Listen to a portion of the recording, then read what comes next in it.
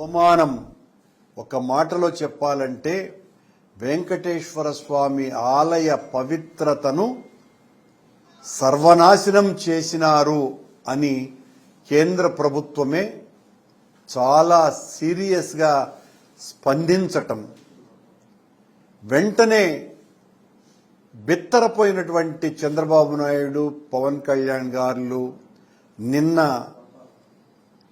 అమిత్ షా గారు విజయవాడకు పర్యటనకు వచ్చిన సందర్భంలో ఆయన కాళ్ల వేళ్ల భంగపడి ఆ సమీక్షను రద్దు చేస్తున్నట్టుగా మరో ప్రకటన. మొదటేమో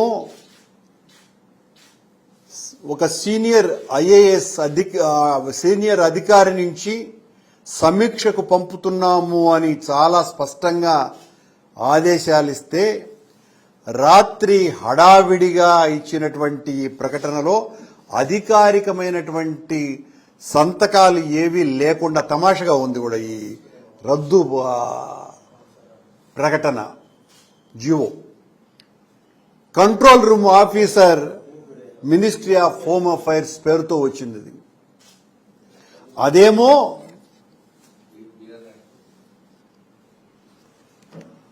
Ashish V Gavai, director disaster management division, ministry of home affairs తో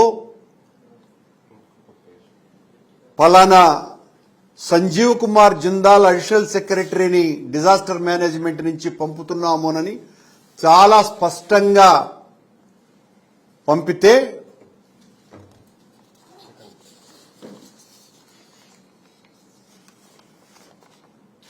ఈ రెండు ప్రకటనలు ఇవి.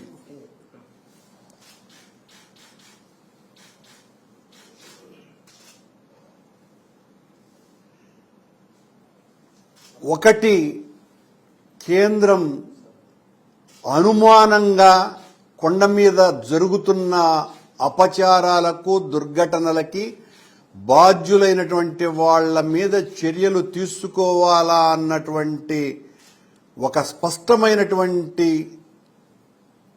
అంశంగా పరిగణించి వాళ్ళు ఓ అధికారిక సమావేశం ఏర్పాటు చేయాల్సిన అవసరం ఉంది అని 17వ తారీఖున ప్రకటించటము. దాని మీద వెంటనే నిన్న అమిత్ షా గారు రాగానే చంద్రబాబు గారు ఆయన్ను మక్కువ చేసుకుని వెంటనే నిన్న రాత్రి పొద్దుపోయిన తరువాత కంట్రోల్ రూమ్ ఆఫీస్ నుంచి ఈ రకమైనటువంటి ప్రకటన రావటం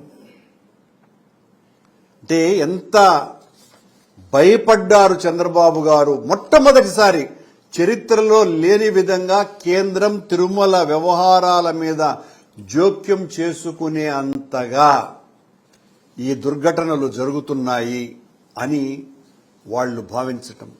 ఇదే కేంద్రం నుంచి సాక్షాత్తు ప్రైమ్ మినిస్టర్ సెక్రటరీ గారే నేను టీటీడీ చైర్మన్ గా ఉన్నప్పుడు ఆ రామాలయ ప్రారంభోత్సవం దినాన ఆనాటి రామాలయ నిర్వహణ కమిటీ, రామమందిర నిర్వహణ కమిటీ రాష్ట్రంలో కేవలం 2 ఆహ్వానం పలికింది. ఆ 2లో నేను కూడా ఒకటి. నేను వెళ్లటం కూడా జరిగింది. ఆ రోజున నాతో అంతకు పూర్వం ఉన్నటువంటి మోడీ గారి ప్రత్యేక కార్యదర్శి నాకు ఫోన్ చేసి, మా ఈవోకు ఫోన్ చేసి, అంటే ఈవోగా ఉన్నటువంటి ధర్మారెడ్డికి ఫోన్ చేసి, క్రౌడ్ మేనేజ్మెంట్కు సంబంధించి మీరు అధికారులను పంపండి అని వాళ్ల విజ్ఞప్తి మేరకు మా అధికారులు ఇంజనీరింగ్ శాఖకు సంబంధించిన చీఫ్ ఇంజనీర్, అడ్వైజర్ ఇంజనీరింగ్ దీనికి సంబంధించిన ఆఫీసర్లు అందరూ కూడా దాదాపు 10 రోజుల పాటు క్రౌడ్ మేనేజ్మెంట్కు సంబంధించి వాళ్లకు సలహాలు, సూచనలు ఇచ్చి ఈ రోజున చాలా అత్యద్భుతంగా నిర్వహణ సాగటానికి టీటీడీ అధికారులు ఒక ప్రధానమైనటువంటి పాత్రను పోషించినారు. అంతటి ఘనమైనటువంటి చరిత్ర ఉన్నటువంటి ఆలయానికి ఎంత అప్రతిష్ట తెచ్చినారు అనంటే,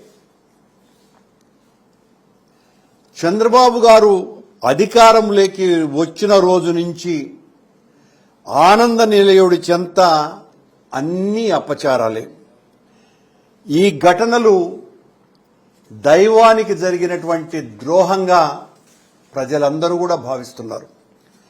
మాయ మాటలతో, తప్పుడు వాగ్దానాలతో మనుషుల్ని మోసం చేయవచ్చు చంద్రబాబు నాయుడు గారు. విశ్వనేత్రుని ముందు ఈ వింత నాటకాలు కుదరవు.